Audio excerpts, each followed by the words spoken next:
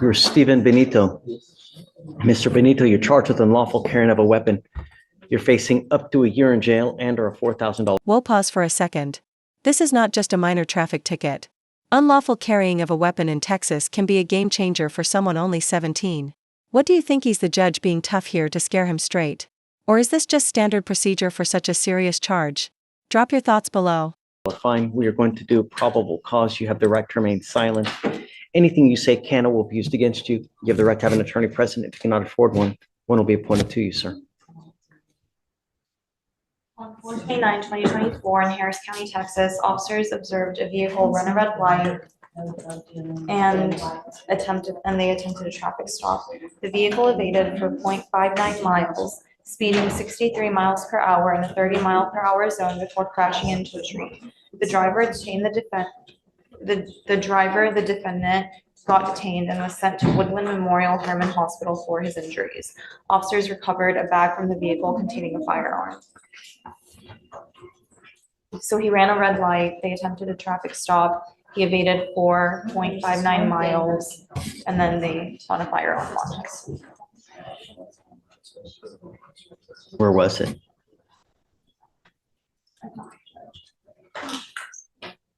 Don't say anything, please. He was traveling southbound in the 29800 block. No. I mean, like, where was the gun?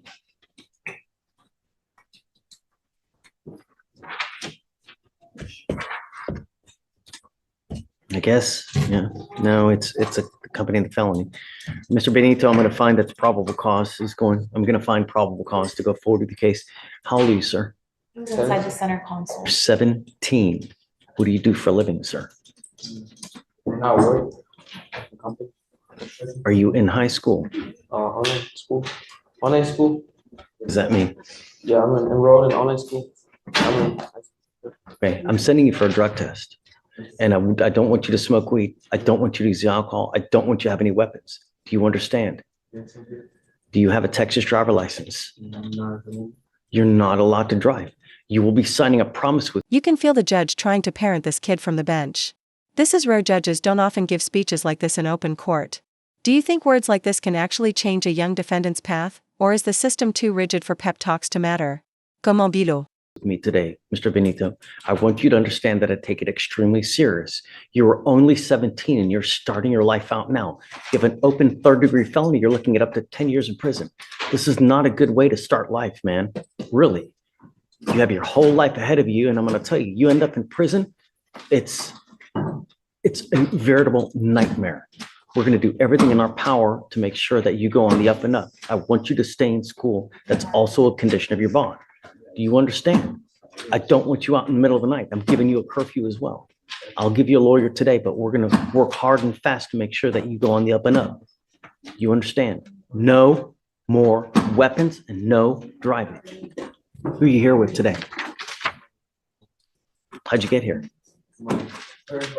Okay, don't drive. I'm not asking much. Judge, it was in the center console. I just need to review the report. Okay.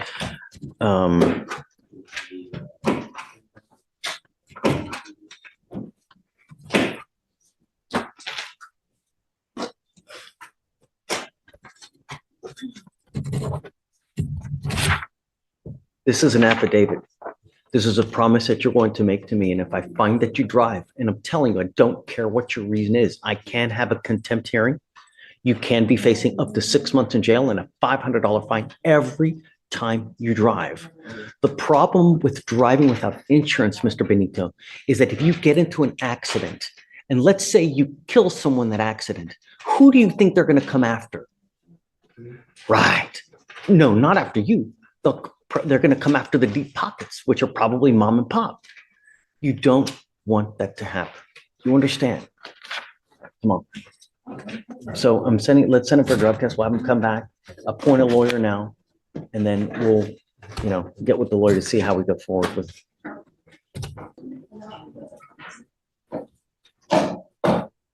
Happy with you, Mr. Jones. You've now picked up a third case. You now stand charged with failure to identify oneself.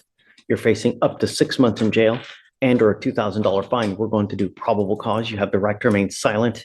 Anything you say can or will be used against you. You have the right to have an attorney present. If you cannot afford one, one will be appointed to you, sir.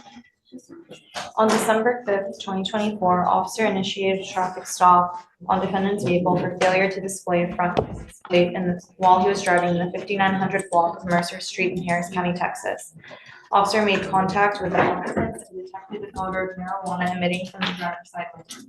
All three occupants were detained for a PC search. The defendant provided the name of Kendrick Johnson with a date of birth of 8/30/2006, which returned with nothing. Officer used a mobile AFIS device and found defendant's real name to be Jamarcus Jones with the date of birth of 8/30/06.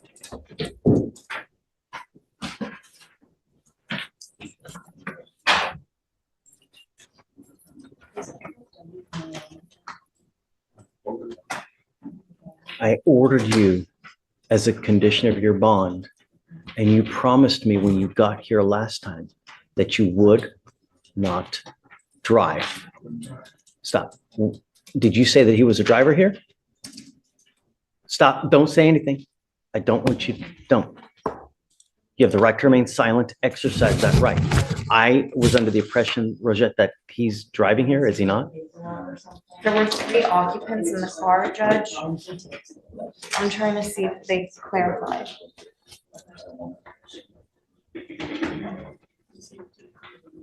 He was a passenger. He was the front passenger, Judge.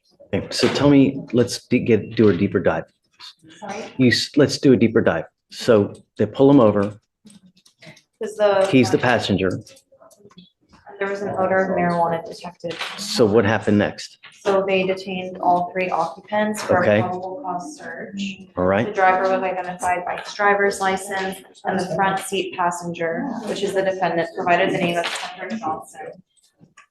And a mobile AFIS revealed that that wasn't his true name. And so he was charged with failure to ID. Do we have any co-defendants in this case? Yes, John Burns.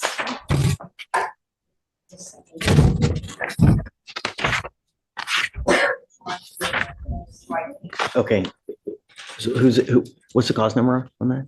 On that one? Yeah. It's 25-417-01. That's in court 15. Okay. Is there a third co-defendant as well? Okay.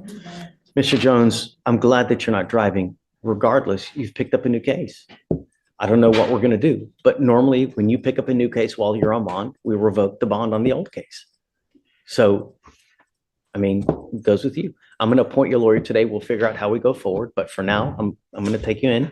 I'm going to appoint your lawyer. We'll see how we go forward. But you're supposed to behave yourself while you're on bond. You've now picked up a third case. You first have a felony theft. You got a second case, and now you've picked up a third case. It goes with you. Can you please, one number one? Hi. Good to see you, Judge. You too. I'm here on Mr. Benito, Benito. Young man got appointed in this case this morning. And he's present here in the courtroom. Okay. A couple things, just a little bit by way of background. The state and I have talked about what I think may be some issues in the case. I think as far as a bond condition, he was sent over for testing. I think this is his first appearance here. My understanding is the results of the testing came back positive for marijuana. I've talked to him about the importance of not having that issue moving forward. So we're aware of it and we'll address that. I talked to the state about what I think is a legal issue that exists in the case. I don't know that it exists from a probable cause standpoint at this moment, because I don't know that the officers had enough in the way of developed facts. The interesting issue is our chapter 4602 statute about unlawful carrying of a weapon does not apply to a person who is traveling under the code. And, but I think that requires some factual development that was not within the officer's purview. Here's the catch. This isn't just about a drug test. If he fails, his bond conditions could be revoked, meaning straight back to jail. This is a classic moment where one slip-up could undo everything. What would you do in his shoes? Take the warning seriously or think the system's bluffing? Purview at that time, so I won't belabor the court with all those details. Okay. He's got the felony charge that's still pending, but we're aware and will not have. And I think it's 5, did you say it's 0.5 of a mile for the evading? It's about a half mile. Mm. Yeah. Okay, I thought it was something like 5/10. You said something like that. All right, Mr. Benito, we're not asking much. Don't use marijuana. I'm telling you now, you will be tested in 45 days. If you continue to use, what happens? You understand, Judge? You understand? Okay, I'm not asking much. Stay in school. Try to be the best person you can. Don't pick up any new cases. Don't drive because you don't have a license, and don't use marijuana. That's it. Were there co-defendants in this case? No, that I see. Okay, Judge, I just put it together. 5/10 is a half a mile. But my math is slow. they so- say 5. 0.59 miles, half mile, a little over half mile. Yeah. Ay. Okay, be good. It's not hard. Okay, Yes, Judge. all right, kids. Thank you. Have fun. All right, Mr. Trevor. Do you mind getting a cell phone, please? Do you have a pen or do you need one? I need your cell phone so I can give it to the lawyer. If you look on the TV, that is Mr. Greg, who's been appointed to represent you. Your cell phone, please. It is your responsibility to stay in touch with him, Mr. Trevor.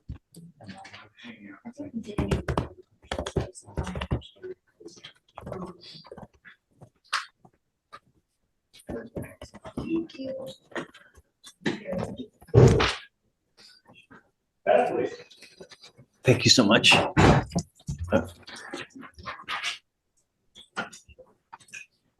It is your responsibility to stay in touch with him. You know what the expectation is here. Do you understand? Yes or no? Yeah. Okay.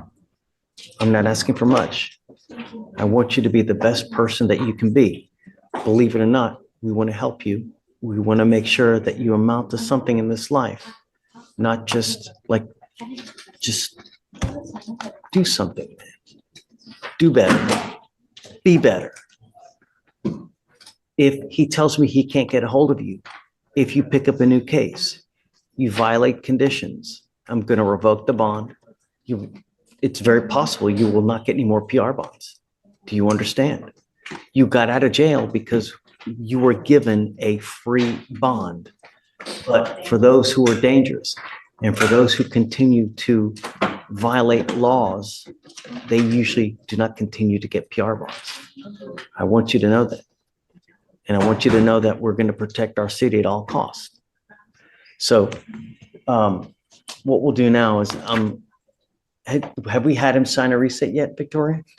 Mr. Trevor? Okay, so we'll just have you step outside. You'll be able to talk to your lawyer, and after that, you'll be free to go. All right? Okay, man. Greg, did you want to say anything? No, just call me. We'll speak about your case. I'll look at everything. Was PC found already, Judge? Yes. Okay. There it is. I got his number. I'll shoot him a text right now. And then I chatted you his phone number there. His phone number will be on your reset so that you will also have a copy of it as well. If you ever have any issues, if you lose your paperwork, if you're unable to get a hold of him, if you ever have a problem, all you have to do is come back here and we can help you out with whatever you need. If you need resources, whatever it may be, come back, ask, and we can help you out. But communication is key. If you don't communicate, we just can't help you. All right? Okay, man. Judge, how much time did you want on that one? You are Lawrence Bazil. Good morning, Mr. Bazil. So I see here you've picked up 2 new cases. You've picked up a violation of a protective order or bond condition. You've also picked up a burglar of a habitation. It's alleged that on November 26th of this year, you've picked up these cases. I have no idea what's happened with these cases. Your lawyer's here with you. She's on Zoom. Please don't say anything at this point. I just want to find out what's going on because I don't know. So we're going to do probable cause. You have the right to remain silent. Anything you say can and will be used against you. You have the right to have an attorney present. If you cannot afford one will be appointed to you, sir. Okay. Witness stated on August 29th, 2024, he and his girlfriend, the complainant, were home when the defendant appeared at the front of the property and told the witness that he wanted to kill him or kick his ass. Okay, hold on. You're going way too fast. So Who's at the home? So the witness and the complainant are dating. Got it. And the defendant appeared at the front of the complainant's house. Okay, Told the witness that he wanted to kill him or kick his ass. The okay. defendant proceeded to walk towards the front door of the house and enter the home without consent. The defendant then grabbed some keys from inside the house. The witness ran outside of the home and the defendant chased after him. The defendant began to hit the witness several times with fists. The defendant then snatched the witness's cell phone and ran out of the house. Complaining witness has an active 5-year protective order against the defendant that was issued on 12/6/23. So that 5-year protective order is against the witness. The complainant. Yeah. Okay, it's a So the complainant. complainant is the girlfriend, and that's the VPO. And then there's also the Berghout, but I mean, it's the same complaint. The complaint is my mother. Stop, don't, please. Hold on, Mr. Padilla. I mean, really, just now's not the time. There will be a time, now's not it. So what problem did you have with anything, Ms. Oko? Or did you have? So, yes, Judge. So he was arrested on a VPO on the 30th. The 30th complainant of, August. On the 30th of August for a VPO violation. So for them, for it's a bit, shall I say, unfair for him to be rearrested on a VPO for the day prior to the day he was arrested for the same VPO. Well, And he spent 2 weeks in but jail. no, on it. but they're different, right? So read me if you don't mind, the VPO on 8/31. Yes, Judge. So on 8/30, an officer was dispatched to a suspicious person call at the listed address in Harris County, Texas.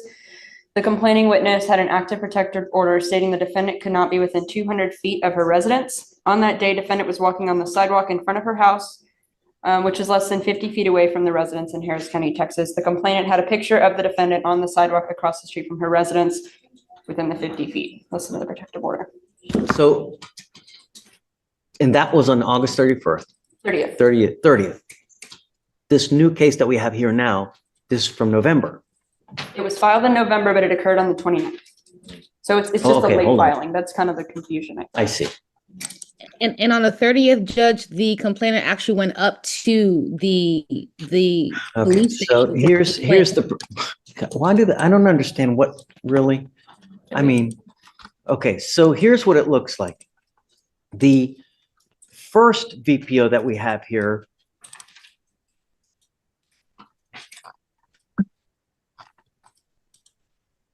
was for the August 30th case. So what it essentially looks like is we have 2 VPOs happening one after one day and then another one happening the next day. But it looks like I don't understand why, but Different filing officers. So, I mean, in the first VPO that he was convicted in, the officer filed it the day after. He filed it on the 31st. For some reason, they sat on it until 11/26. hey, guys. Your camera. Yeah. So this new case happened 8/29 versus the one that he pled to in September happened on 8/30. So He this is pled like to- what she's saying, it's a late filing and it happened the day before that other VPO. You know what I mean? So I'm reading the DIMS and it actually, so the mom went the next day to the police station to complain about yesterday. That's what I'm reading on the DIMS. She goes to the police station and she says, hey, he's been to my house. He went to my house yesterday and now he's on the crosswalk. So essentially they, on both of the DIMS, they're adding 2 of these days on the same thing, on the same DIM. So she's complaining 20th and the 30th. We have a 911 call from the incident on the 30th, and it says the officers were dispatched to the house. So I don't believe it was a walk-in report. I'm literally looking at it and it says that she I'm came also to 1200. The complainant appeared at the Houston Police Department Family Violence Unit located at 1200 Travis, and she stated that her son stated the defendant was her son. Yeah, I'm reading it. that's my mother. Don't, Mr. please. Brazil, hold Have on. someone on your That's for the behalf. most recent VPO. I'm talking about the original VPO. There's a 911 officers were dispatched. The one on the 30th. That's what I'm saying. On August 30th, 2024, the complainant appeared at the HPD on 1200 Travis, and she complained about yesterday, the 29th event, and the today event. I don't know if there's a today event, but So, okay, it may be so, but they're two separate offenses, right? Maybe she's complaining about it at the time. She's complaining about two different things, right? Because they're happening in successive order. But I guess technically to the filing, and there's still two separate incidents that occur. Are you saying you're saying it should just be one VPO and not two? I think I figured it out. Okay. Yes, she made a walk-in, officers were originally dispatched. She made a walk-in report and she told the officers that the defendant went over to her home wanting to fight her boyfriend. The complainant stated the defendant left when he found out her boyfriend was not home at the time. That's the VPO, or that's the violation that happened that he pled to, I believe. And then the defendant returned to the home to try to fight the boyfriend. That's when the bird hab and the second VPO happened. So these are two separate trips to the house. It's just the filing's messed up. You need to talk to your lawyer, and then she can. No, I'll explain to you, Mr. Bezel. Don't worry about it. So essentially, there are two different days, even though they happened the one day after the other. She complained the second day about both of those incidences. That's when the officers went to the house to arrest Mr. Bazile, which I think is confusing, because if she's complaining about him coming to the house the next day and they go and arrest him that same day, then it's essentially both VPOs should have been filed at that time. I think I need to call the officer. I'm not prepared to make any, decisions on these cases Why right now. don't we do this? Let's roll it to tomorrow. Are you okay with that? Yes, Judge. Mr. Bill, he's here on the Berghab anyway, which he has not made bond on, so he's still here. Well, that's true. So you've got the open felony case regardless. So let's do this. We can roll you to tomorrow. This gives you the opportunity to speak with Ms. Oko. She can do the research she needs to do. It gives more time also to your lawyer to do any other research that she needs to do, and then we can get together tomorrow. And don't. I know you have to understand that anything you say, they're going to use it against you. I know that you're trying to help, and I've seen so many instances where someone tries and they think that they're helping themselves, and then they end up admitting something they shouldn't say, and it helps makes the case. Okay. So what we'll do is we'll have you put you back in back. I'll have Ms. Oko reach out to you. You guys powwow. We'll bring you back tomorrow, and then we'll see what. Yes. Yeah. I'm going to have her call back over there right now so you guys can talk. Okay. Yeah. I know that you're itching to talk to her, and we're going to get you right now. 2 minutes. There will be. We will be. That's what we're here for. We're not here to play.